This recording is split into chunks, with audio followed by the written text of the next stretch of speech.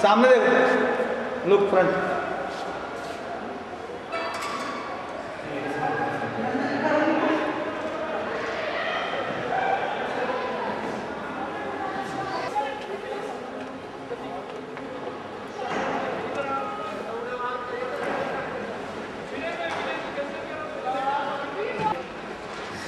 हे ट्रेनिंग जेव्हापासून आम्ही जॉईन केलेलं आहे तेव्हापासून आमची जी कार्यक्षमता आहे ती तर वाढलीच आहे, परंतु 40 वर्षाचे आम्ही वय आमचं असूनसुद्धा आम्हाला अजूनही आम्ही तिशीतच आहोत असं वाटतं।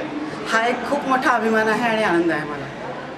इथे ट्रेनिंगबद्दल या ठिकाणी सांगा सर, हे जे काही आम्हाला ट्रेनिंग देत आहेत ते ट्रेनिंग इतकं चांगलं आहे की आम्ही कुठल्याही प्रकारचं त्याने एक्सरसाइज करायला लावले तरी आम्ही ते करू शकतो आणि ते आमच्याकडून इथून करून घेतात।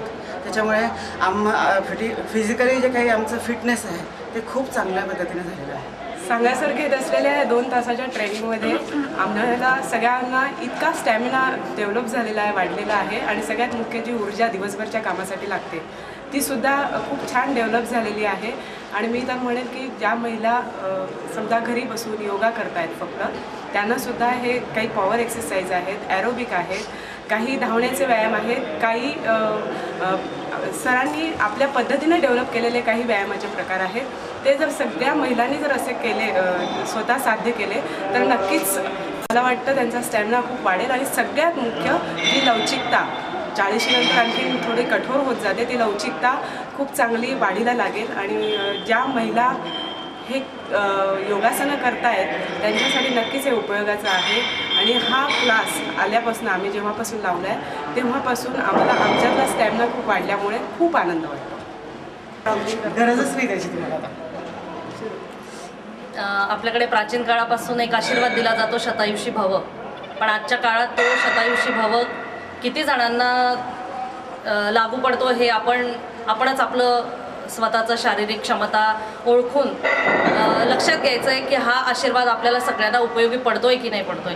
मग असं असताना कुठेतरी लहान मुलांपासून स्त्रियांपासून तर सगळ्यांनाच आवश्यक असणाऱ्या सगळ्याच एक्सरसाइज या ठिकाणी खूप चांगल्या पद्धतीने केल्या जातात। मुलांनासुद्धा अभ्यासाबरोबरच खेळाबरोबरच व्यायामाची म्हणा किंवा सगळ्याच शारीरिक क्षमता मानसिक क्षमता वाढवण्याची अत्यंत गरज आहे।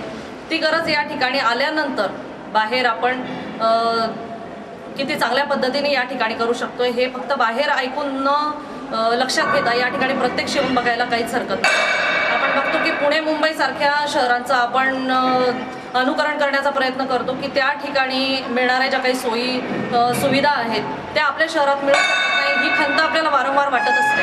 पण ती खंत न वाटण्याचं या ठिकाणी आपल्याला सगळ्यांनी चांगल्या सोयी उपलब्ध करून दिलेल्या आहेत आणि त्याचा सगळ्यांनीच लाभ घेतला पाहिजे असं.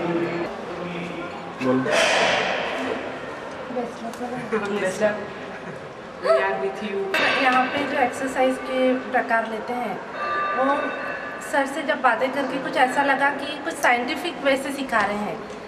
नहीं तो ऐसा होता है कि जो हम दूसरे जिम में या कहीं जाते हैं तो वहाँ नीम हकीम खतरे में जान, ये वाली हमको युक्ति हमारे पे लागू पड़ जाती है. और यहाँ पे विशेष कोई मशीनरियों का यूज़ नहीं किया जाता. कुछ छोटी छोटी एक्सरसाइजें सर और सबके लिए स्पेशल, हर जिसको जो प्रॉब्लम्स है उनको अलग अलग एक्सरसाइज दे के उनके प्रॉब्लम्स सॉल्व हुए हुए ऐसा मैंने देखा. ऐसा मैंने जब अपनी आंखों से देखा तब मैंने एक बार इसका अनुभव लेना उचित समझा और मुझे लगता है कि अनुभव सबने लेना चाहिए. सर इसी के साथ साथ